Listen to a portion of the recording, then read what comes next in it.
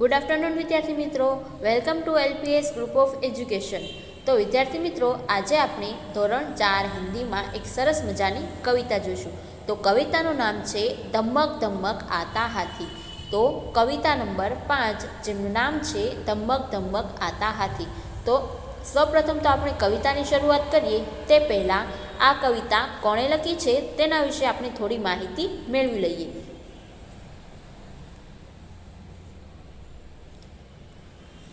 તો આ કવિતા પ્રયાગ શુક્લએ લખેલી છે. આ કવિતા પ્રયાગ શુક્લ નામના કવિએ લખી છે.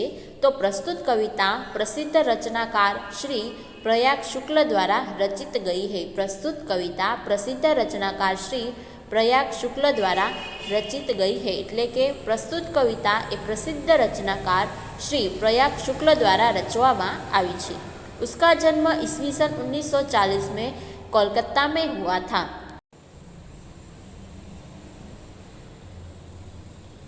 એટલે તેમનો જન્મ ઈસવીસન 1940માં કોલકાતામાં થયો હતો. તેમનો જન્મ ઈસવીસન 1940માં કોલકાતામાં થયો હતો. उसका जन्म ईस्वीसन 1940 में कोलकाता में हुआ था. તેમનો જન્મ ઈસવીસન 1940માં કોલકાતામાં થયો હતો.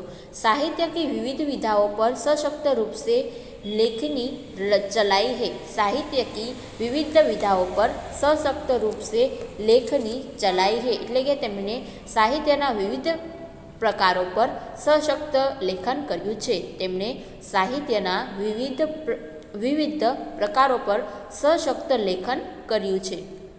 बच्चों के लिए आपने बहुत उल्लेखनीय रचनाएं लिखी है. बच्चों के लिए आपने बहुत उल्लेखनीय रचनाएं लिखी है. એટલે કે બાળકો માટે તેમણે ઘણી બધી નોંધપાત્ર રચનાઓ લખી છે. એટલે કે બાળકો માટે તેમણે ઘણી બધી નોંધપાત્ર રચનાઓ લખી છે. ત્યાર પછી आपके 9 काव्य संग्रह, 5 लघुकथा संग्रह, 3 उपन्यास, 1 कला पुस्तक, सत्यजीत रे पर एक पुस्तक प्रकाशित है. इसके अतिरिक्त पत्रिका का संपादन भी किया है. तो तेमने 9 कविता संग्रह, तेमने 9 कविता संग्रह, 5 लघुकथा संग्रह, 3 નવલકથા, ઉપન્યાસ એટલે કે નવલકથા, તો 3 નવલકથા, પછી 1 કલા પુસ્તક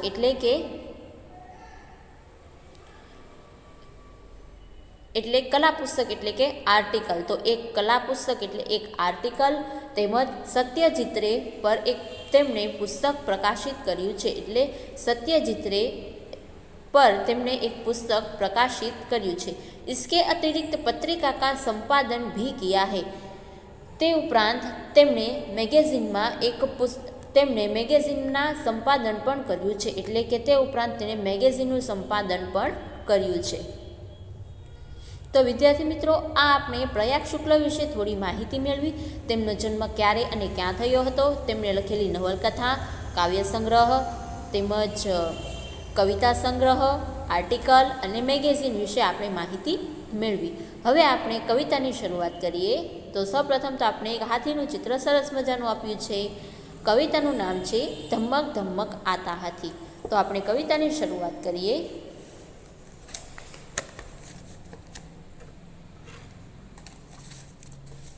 ધમક ધમક આતા હાથી, ધમક ધમક જાતા હાથી, ધમક ધમક આતા હાથી, ધમક ધમક જાતા હાથી. એટલે કે હાથી ધમ ધમ करता हुआ आता और जाता है. हाथी धम धम करता हुआ आता है और जाता है.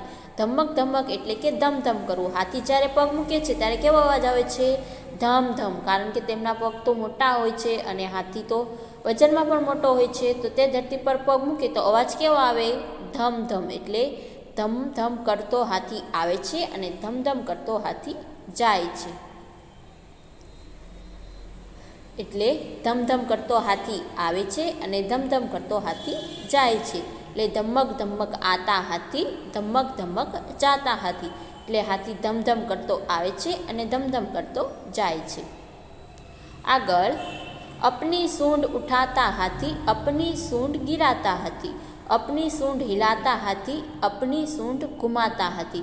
એટલે કે अपनी सूंड उठाता हाथी, अपनी सूंड गिराता हाथी, अपनी सूंड हिलाता हाथी, अपनी सूंड घुमाता हाथी। तो हाथी अपनी सूंड उठाता और गिराता है, हिलाता है, अपनी सूंड हिलाता है और घुमाता है।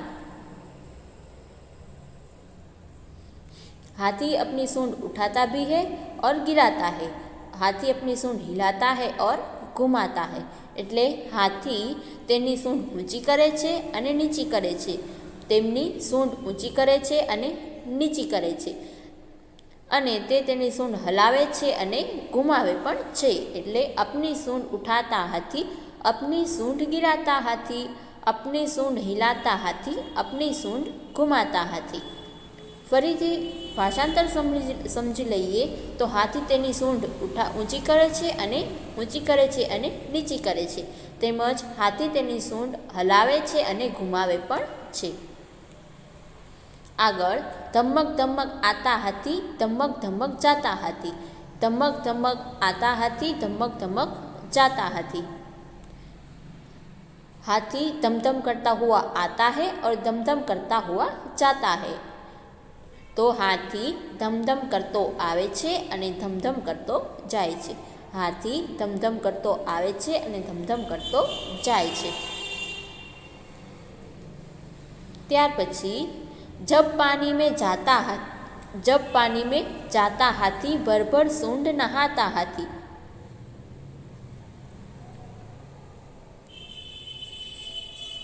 जब पानी में जाता हाथी भर भर सूंड नहाता हाथी, कितने केले खाता हाथी यह तो नहीं बताता हाथी। એટલે जब हाथी पानी में जाता है तब वो सूंड भर भर के नहाता है, जब हाथी पानी में जाता है तब सूंड भर भर के नहाता है, जब हाथी पानी में जाता है तब वो सूंड भर भर के नहाता है। हाथी यह किसी को नहीं बताता कि वह कितने केले खाता है, हाथी यह किसी को नहीं बताता कि वह कितने केले खाता है। એટલે જ્યારે હાથી પાણીમાં જાય છે ત્યારે તે સૂંઢ ભરી ભરીને નહાય છે, જ્યારે તે હાથી પાણીમાં જાય છે ત્યારે સૂંઢ ભરી ભરીને નહાય છે। કેટલા કેળા ખાય છે તે કોઈને કહેતો નથી, હાથી કેટલા કેળા ખાય છે તે કોઈને કહેતો નથી। धमक धमक आता हाथी, धमक धमक जाता हाथी, धमक धमधम करता हुआ हाथी आता है और जाता है।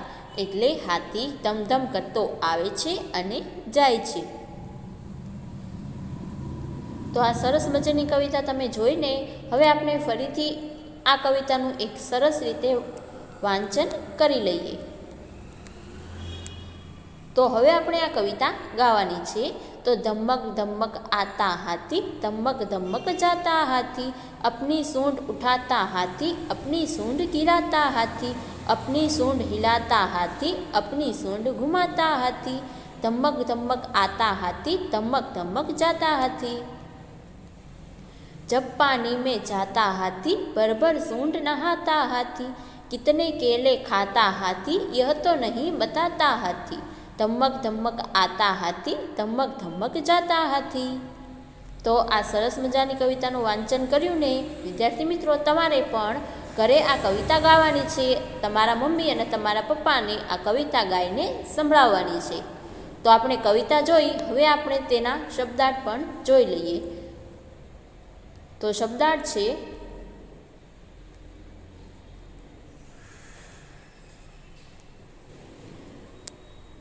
धमक, धमक एटले जोश अथवा तेज, धमक एटले जोश अथवा तेज। पानी, पानी एटले जल, नीर अथवा सलील, पानी एटले जल, नीर और सलील। हाथी, हाथी एटले गज, हाथी ने गज पण कहेवाय, हाथी एटले गज। धमक एटले जोश अथवा तेज, पानी एटले जल, नीर अथवा सलील, अने हाथी एटले गज।